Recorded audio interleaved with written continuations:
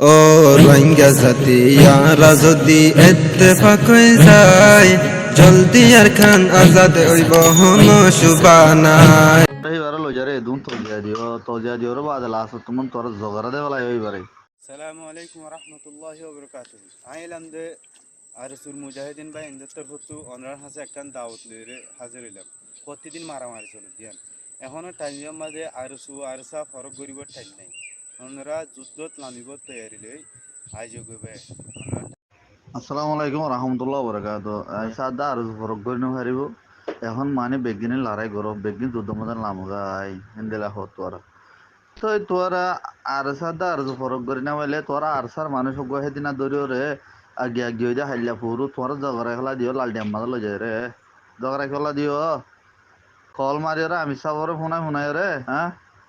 এদুন তো গলি দিও ইবারে কদুন তো গলি দিও এই লাসুমাদে জগরা দে ফেলাই